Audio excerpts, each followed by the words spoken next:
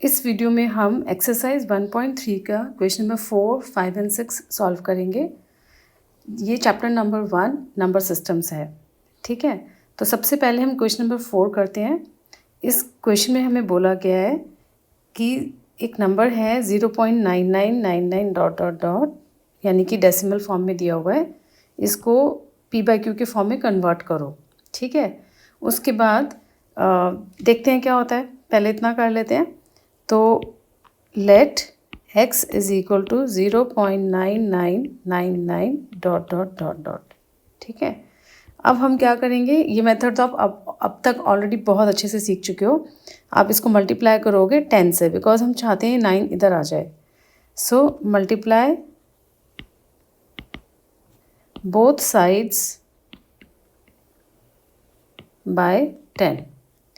तो हमारे पास आ गया 10x is equal to 9.9999 so on. इसको मार्क कर लो 1, इसको मार्क कर लो 2। जैसे ही हमने ये देखा कि हमारे डेसिमल के बाद वाला जो पोर्शन है वो बिल्कुल सेम आ गया, हम सब्ट्रैक्शन कर सकते हैं, ठीक है। तो अब सब्ट्रैक्शन करेंगे तो हम लिखेंगे सब्ट्रैक्ट 1 फ्रॉम 2। सो हमारे पास आया 10x is equal to 9.99 so on, x is equal to 9.99 sorry x is equal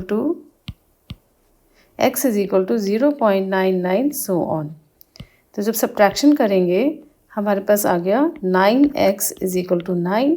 this implies 9x is equal to 9, x is equal to 1। तो हमारे पास क्या रिजल्ट आया, 0.9999 dot dot dot is equal to 1। अब ध्यान से पढ़ो, question में क्या बोल रहे हैं। इन्होंने बोला कि आर यू सरप्राइज्ड, क्या आप सरप्राइज नहीं हो इस आंसर को देख के। देखो क्यों, क्योंकि ये जो लेफ्ट हैंड साइड हमारी आई है, जो हमें दी हुई थी क्वेश्चन में, ये किस फॉर्म में है, non terminating, right, and recurring. और जो राइट हैंड साइड आई है वो आई है terminating.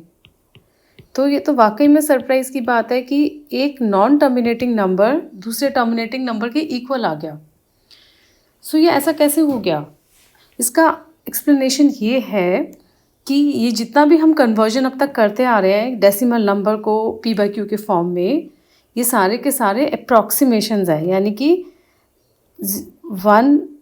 0.9999 dot dot dot is an approximate value. ये इसकी एग्जैक्ट वैल्यू नहीं है, अप्रॉक्सीमेट वैल्यू है ऑफ 1, ठीक है। तो जितने भी क्वेश्चंस अभी तक आपने किए हैं जिसमें एक डेसिमल नंबर दिया हुआ था और आपने उसको p/q फॉर्म में कन्वर्ट किया, वो सारी उनकी अप्रॉक्सीमेट वैल्यू थी, ना कि एग्जैक्ट वैल्यू। इसलिए ये इस तरह की सिचुएशन आती है। So that's the reason behind it. Clear. अब हम करेंगे क्वेश्चन नंबर 5। अब हम करेंगे क्वेश्चन नंबर 5। यहाँ पे हमें बोला गया है कि 1/17 एक नंबर है और हमें ये अंदाज़ा लगाना है, यू टू जस्ट प्रेडिक्ट, ठीक है, कि इसके अंदर maximum number of digits in the repeating block और इन द डेसिमल एक्सपेंशन। यानी कि जब 1/17 का डेसिमल एक्सपेंशन लिखेंगे तो उसमें जो रिपीटिंग ब्लॉक होगा उसमें कितने डिजिट्स हो सकते हैं एट द मोस्ट। मैं इसको एक एग्जांपल से समझाती हूँ, क्योंकि क्वेश्चन का मीनिंग समझ में आएगा तो आप अच्छे से आंसर कर पाओगे। फॉर एग्जांपल हमारे पास था 1/3। तो 1/3 का डेसिमल एक्सपेंशन होता है 0.3333 डॉट डॉट डॉट। तो यहाँ पे जो रिपीटिंग ब्लॉक है वो है 3, ओनली 1 डिजिट, यानी कि 0.3, ठीक है, बार। तो यहाँ पे कितने डिजिट्स हो गए, 1। तो ये पूछ रहे हैं जब 1/17 करेंगे तो यहाँ 0 पॉइंट जो भी कुछ आना है जिसके ऊपर बार लगेगा, यानी कि यहाँ पे नंबर्स आ जाएंगे कुछ कुछ कुछ कुछ। तो ये जो डिजिट्स आएंगे ये कितने आएंगे ये हमें बताना है, ठीक है। और बिना डिवीजन के बताना है आपको। तो इन्होंने ये नहीं पूछा कितने आएंगे, इन्होंने पूछा मैक्सिमम कितने आ सकते हैं। तो आपको इसका आंसर क्या होगा, answer is 16। At the most 16 आ सकते हैं। ये बात मालूम कैसे पड़ी? देखो, कोई भी नंबर जो 1/n के फॉर्म में होता है, जैसे कि यहाँ पे 1/17 है, तो आपको 17 में से एक -1 करना है और जो भी आंसर आए वही आपका आंसर होगा 16। तो फॉर एग्ज़ाम्पल 1/15 होगा, तो इसके रिपीटिंग ब्लॉक में मैक्सिमम 14 डिजिट्स आ सकते हैं। तो यहाँ पर 1/17 था, तो इसके मैक्सिमम 16 डिजिट्स आ सकते हैं। मैक्सिमम का मतलब ये नहीं है हमेशा कि 16 ही आएंगे, 16 तक हो सकते हैं, यानी कि 16 से ज़्यादा नहीं हो सकते। इसका लॉजिक क्या है? देखो, जब भी आप 1/17 करोगे तो आपका जो भी यहाँ डिनोमिनेटर आएगा, ये रिमाइंडर आएगा, ये तो एक वैल्यू होगी जो 17 से छोटी होगी। 17 से छोटी ही आएगी। रिमाइंडर जो है हमेशा 17 से छोटा होगा, लेस देन 17। और 17 से छोटे कितने ऑप्शंस हो सकते हैं? 1 2 3 सो ऑन 16 तक। ये 16 तरीके की ही रिमाइंडर आ सकते हैं, इसीलिए हमारे पास रिपीटिंग ब्लॉक में भी ज़्यादा से ज़्यादा 16 ही आ सकते हैं। चलो, ये तो हमारा आंसर हो गया। बट इन्होंने बोला कि perform the division to check your answer.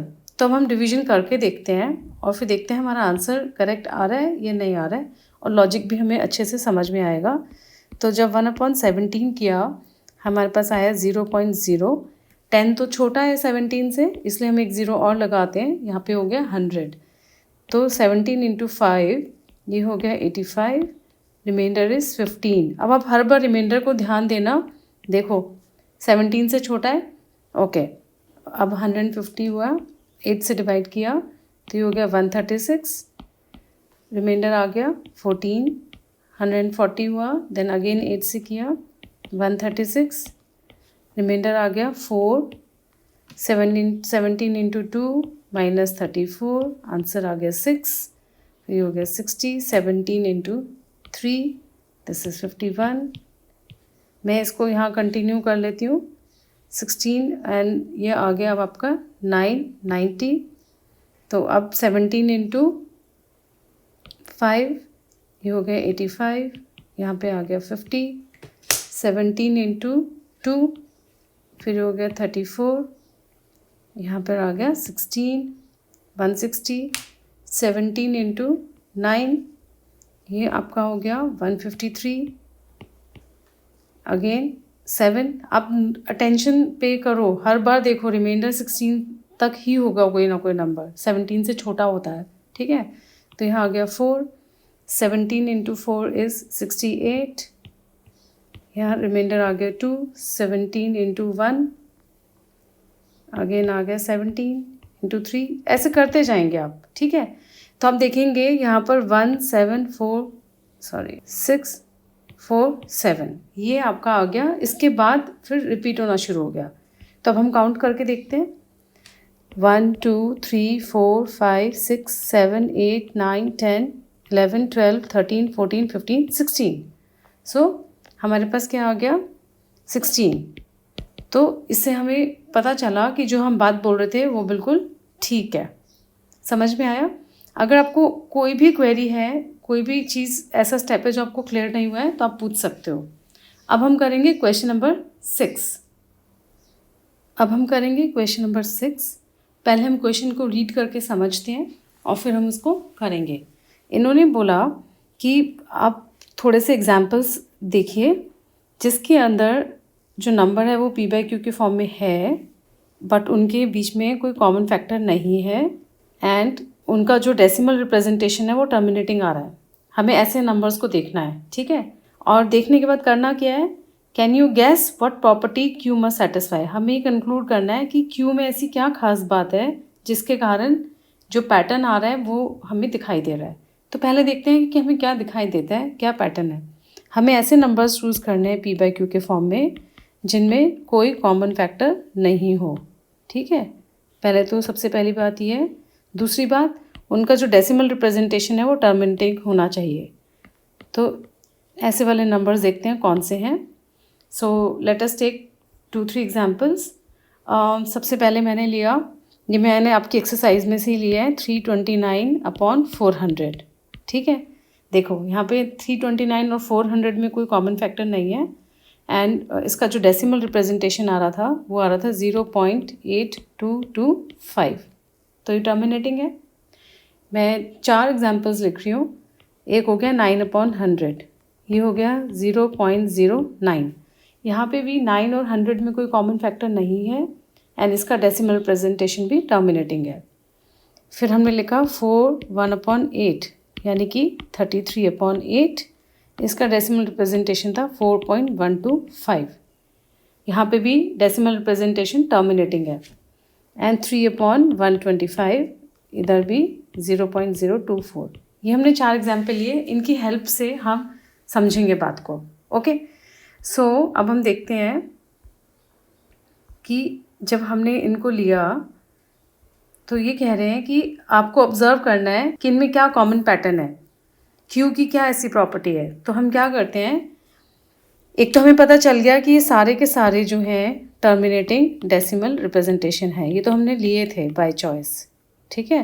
तो अब हम सबके क्यू को ऑब्जर्व, हमें क्यू के अंदर से एक कॉमन बात निकालनी है, तो हम क्यू के ऊपर थोड़ा सा काम करते हैं, ठीक है। तो क्या करेंगे, सबसे पहला क्यू लेते हैं 400।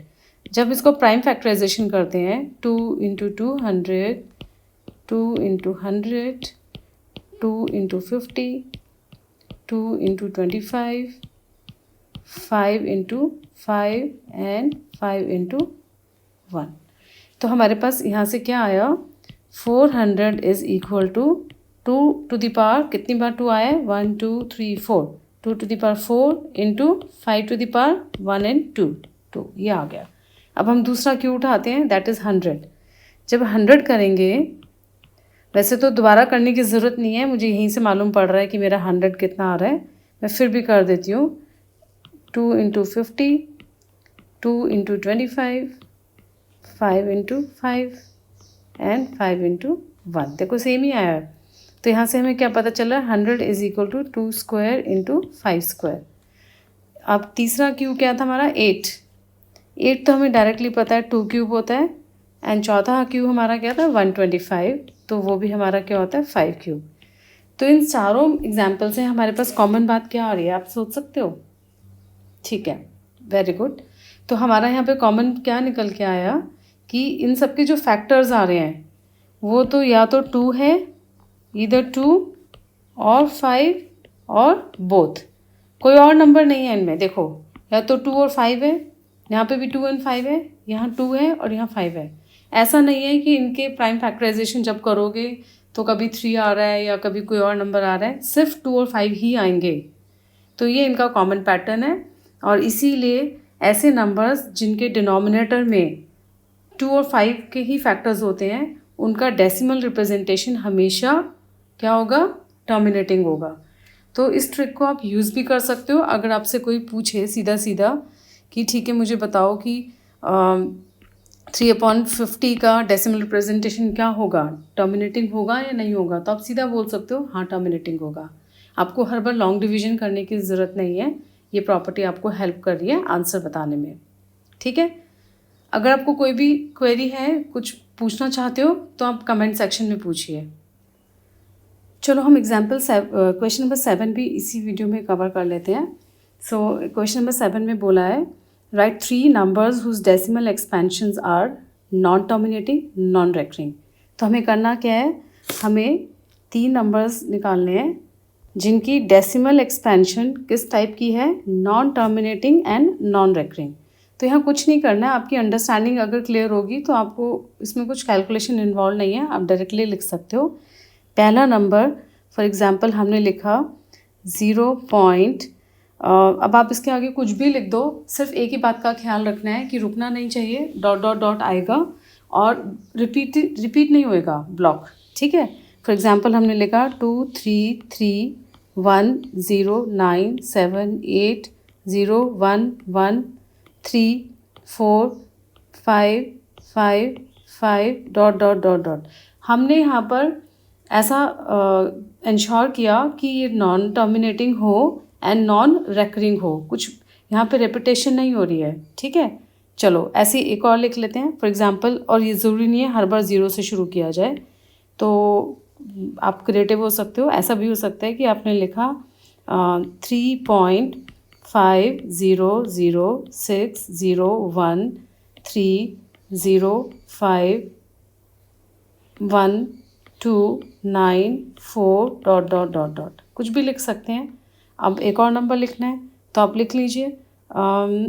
यहाँ पे भी आप कुछ भी नंबर लिख सकते हो। मैंने 5 लिख दिया। 5.0110001 कुछ भी, बट आपको सिर्फ ये ध्यान रखना है नो रेपिटेशन। ठीक है, सो ये इसका आंसर है।